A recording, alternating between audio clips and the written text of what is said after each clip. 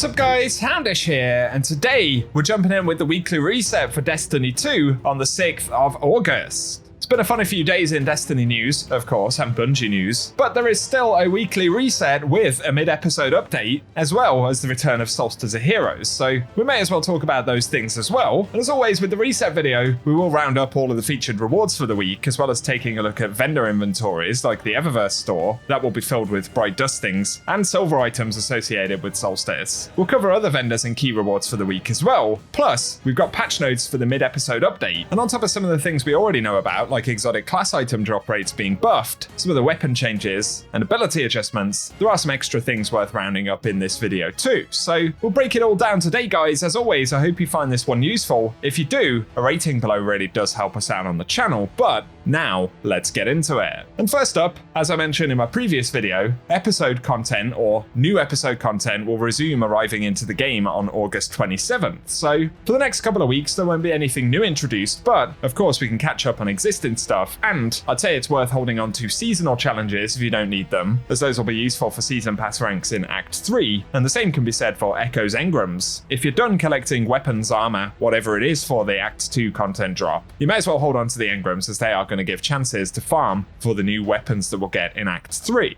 Otherwise, this week, Solstice of Heroes returns. Bungie have previewed the armor, as well as a bunch of cosmetic items that we can see now, and of course we're getting a new weapon, which will be the first Solstice bow. All of the Solstice stuff can of course be initiated by visiting Eva Levante, the event granny who is in the tower. So let us know if you'll be diving into Solstice, and of course if there's anything important, I will be sure to keep you posted. Next up, we do have patch notes for the update today. This is the mid-episode update, and there are quite a few changes. Now, we're going to focus on some of the highlights, but I will link the full patch notes down below. For Onslaught, they say a new Onslaught attunement option is available from Zavada in the tower, so if you want to attune for any of the brave weapons introduced with Into the Light, we can now do that. Then for Excision, they fixed an issue where selecting the narrative version of it did not play the ending and epilogue cinematics after completion. Also for Dual Destiny, they added a weekly challenge to Dual Destiny that rewards an exotic class item, which is powerful tier 1 upon completion. So that's an additional exotic class item on top of the base one. On top of that, they have buffed some of the drop rates from overthrow chests on the Pale Heart. Then for Liminality, they fixed an issue where waterfalls could lose their sound if players return to them after already passing through them, so that's an interesting one.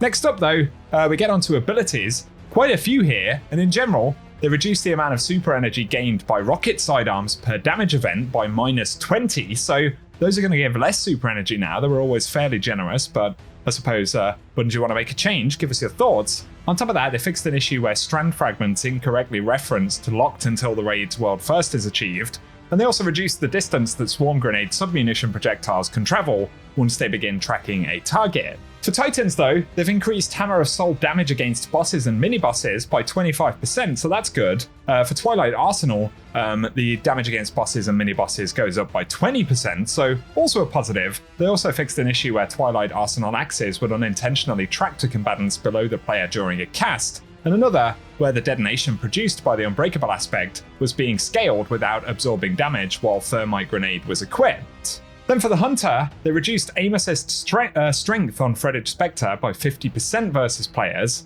On top of that, they reduced Threaded Spectre detonation damage against players from 100 at maximum to 60 at maximum, and the Threaded Spectre detonation damage against players from 60 at minimum to 30 at minimum, so less overall. They also fixed an issue where kills with Gunpowder Gamble would not activate the facet of Mending, and another where Gunpowder Gamble ready buff notifications would remain visible after swapping out of the Gunpowder Gamble aspect. Then finally for Warlocks, they fixed an issue where Threadlings didn't roost onto Prismatic Warlocks with just Weaver's Call and Phoenix Dive equipped, and otherwise, an issue where Penumbral Blast would not auto-shatter enemies it froze while Winter's Guile was equipped on Prismatic Warlock.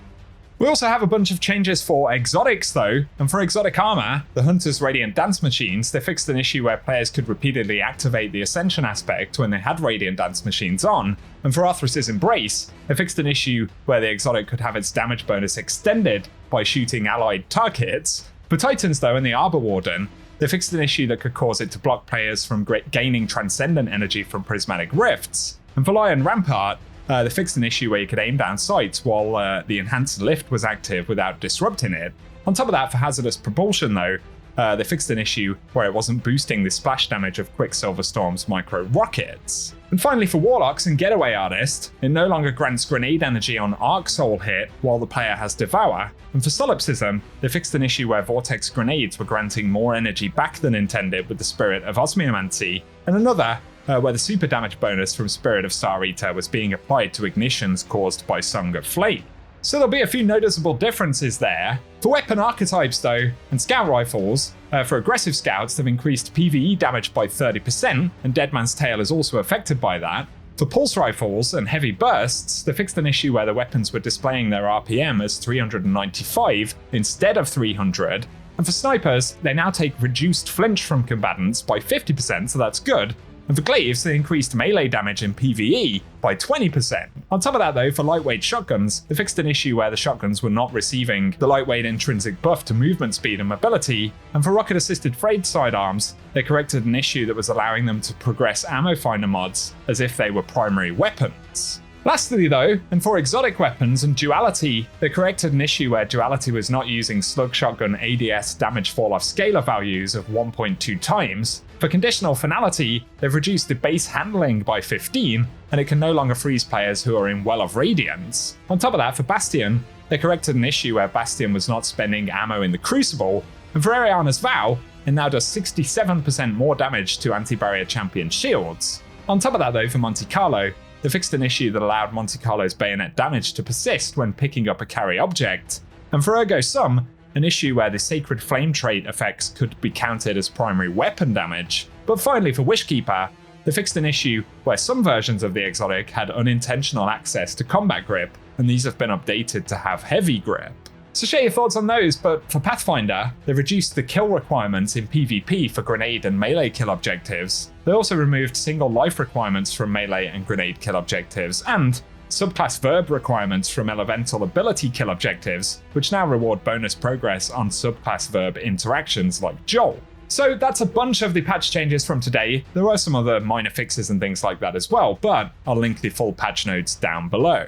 Next up though, as we get into the game, we can see there is bonus infamy for the take-in this week, so if you want some more Gambit ranks, be sure to take advantage of that. Additionally, Solstice 2024 is now here, so we can finally see the armor with the glows, of course the new weapon, and the various different things to enjoy in the Solstice event. Let us know down below if you'll be jumping in, and of course, we'll need to visit Eva Levante in the tower to get started. The Eververse store naturally has some Solstice items. I'm also seeing some free Bright Dust right here on the front page. I didn't think that was necessarily still a thing. Perhaps it is now. Give us your thoughts. But there is Sweltering Heat, the legendary emote here for 700 Bright Dust on the front page. That one returning from previous years, I believe. Additionally, we've got the Predator Sunshell exotic ghost right here. So we'll have a preview. A Solstice-themed ghost for 2,850 Bright Dust. Then there is the celebratory entrance available this week in the store for 450 Bright Dust. And for the shaders here, we've got the Raising Sea Foam.